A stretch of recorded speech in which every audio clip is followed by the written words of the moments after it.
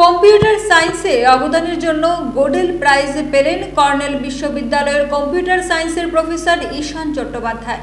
তিনি 2025 সালে Gödel prize পেয়েছেন, যা থিওরিটিক্যাল কম্পিউটার সায়েন্সের নোবেল পুরস্কার বলে বিবেচিত হয়।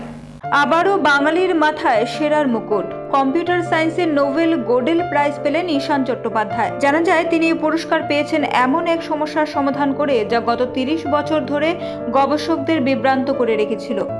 ঈশান আইআইটি কানপুর থেকে কম্পিউটার সায়েন্স নিয়ে ইঞ্জিনিয়ারিংয়ে স্নাতকের পর ডেভিড জুকারম্যানের তত্ত্বাবধানে ডক্টরেট করতে ইউনিভার্সিটি অফ টেক্সাসে যোগ দেন। এরপর তিনি ইউসি বার্কলে, মাইক্রোসফট এবং প্রিন্সটনের ইউনিভার্সিটি ফর অ্যাডভান্স স্টাডিতেও গবেষণা করেন।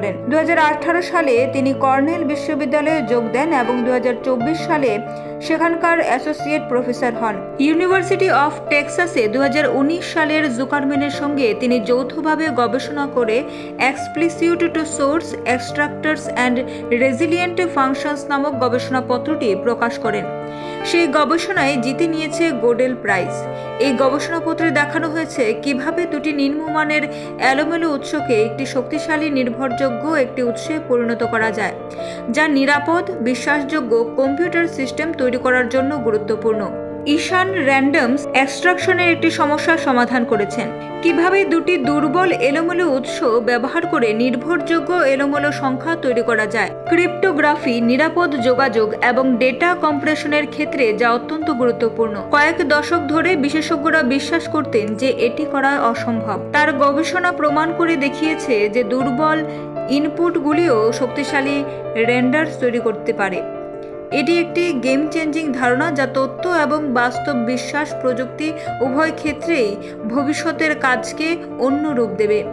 কর্নেল ইউনিভার্সিটির মতে এই কাজটি মূলত 2016 সালে অ্যাসোসিয়েশন ফর কম্পিউটিং মেশিনারি অর্থাৎ SCM symposium on theory of computing অর্থাৎ এসটিওসি এর কার্যবিবরণীতে প্রকাশিত হয়েছিল, যেখানে এটি সেরা গবেষণাপত্রের পুরস্কার পেয়েছিল এবং পরে 2019 সালে অ্যানালস অফ ম্যাথমেটিক্সে প্রকাশিত হয়েছিল।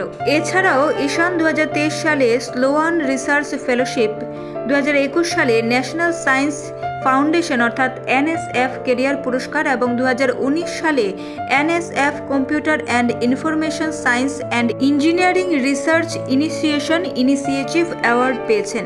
ঈশানের এই জয় ভারতীয় বংশোদ্ভূত পড়ুয়াদের জন্য গর্বের বিষয়, যা প্রমাণ করে বিশ্বে বদলে যাওয়া বিজ্ঞানে ভারতীয়দের অবদান কতটা গুরুত্বপূর্ণ। ব্যুরো রিপোর্ট, পাবলিক নাও।